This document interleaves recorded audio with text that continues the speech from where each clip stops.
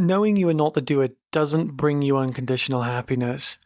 Knowing you are not the doer is going to bring some preliminary relief and peace, but it's not going to uproot the actual realization that it's not going to uproot the actual belief that you are a non-doer in the body. That non-doership is a preliminary stage, because what we want is autonomy. What we want is freedom. And being not the doer can come with some type of, if I'm not the doer, then, everything doesn't matter and I can just be happy. That's true, but not ultimately true, because it doesn't remove the belief in separation. And the belief in separation is what triggers the doer. You see? So we don't necessarily want to remove the doer, because there is a doer. The doer is the one that's doing everything. That's what the doer is. We want to recognize the real doer is absolute pure being, absolute creative intelligence. It's doing something. It's doing absolute creativity, effortless creativity. So this idea of whether we have free will or not is redundant. Everything is pure creativity, just like jazz, just like the tango. It's absolute, pure, spontaneous creativity, perfect, predetermined, meaningful, yet not predetermined, spontaneous and free. There's no way you can really comprehend it. So when we say there's no doer, it means there's no individual doer. There's no individual in the head operating the body like a little robot with some arms like that, right? There's no doer in the body doing things, but there is a doer. There's everything being done, but it's being done by the same thing. And when you see that everything's being done by the same thing, it's almost as though there's no one doing it. But we have to see that what we are is activating our freedom in the individual experience, which is why we're having an individual experience. You see? So the best way to see this is not that there's no doer fundamentally. It's that there's no individual doer that does things, but you're not an individual anyway. So there is something doing something. It's nothing doing everything. And when I say nothing, it's no thing, no finite object is doing it. Existence is doing it. Existence is not itself an object. Existence is a perfect mirror of itself. It's empty of all things, which is why all things seem to take place. So nothing's made of something separate from existence. Existence is a vibration of itself, and we are experiencing the internals of that vibration. So it's better to not have the duality between whether there's a doer or not a doer. And I understand the wisdom in it, but that this teaching needs to be upgraded and fully integrated and understood for what it really is.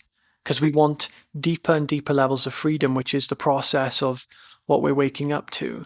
And to see that there is just a non-doer is not going to do anything, you see? Because it doesn't uproot the belief in separation. So if you still believe that you are a non-doer, then what are you then? And where does that exist? Because what happens is we identify the non-doer as something that isn't doing anything inside the head, but it is somewhere inside the head, just not doing anything, you see? Or inside the body, some form of sensation. And these sensations, they lock us in like an anchor. They lock us into experience. They make us fundamentally believe that I am something temporary, limited, and finite. They make us believe that the awareness that we are is like limited to the body, as if the body mind are like plugged in to some electricity source, and then bam, consciousness just awakens out of nowhere from the connection of these two things. Obviously not. You see, that's the thing that we need to uproot. So forget about whether there's a doer and a non-doer. Just don't be limited. You're not being limited means that you're free from things. It's not that you're free to do things or to not do things. It's that you're free from experience, to be transcendent of experience, to not have your happiness dependent upon anything in the content of experience. So just let this video be a testimony to make the measurement of your path just based on whether you're unconditionally happy or conditionally happy. Is your happiness dependent upon objects, or is your happiness not dependent on object? Is your happiness just the already present nature of your experience? That's what it has to be seen as. And beyond that point is the evolution of the human being. It goes beyond the human being. Happiness is not a human experience, though it expresses and amplifies the human experience so that we can be the portal. We're ultimately infinite being, but we are an individual in experience, and we want to actualize our individuality. There's no individuality before following everybody else's guidelines. We get to activate universal intelligence with individual experience.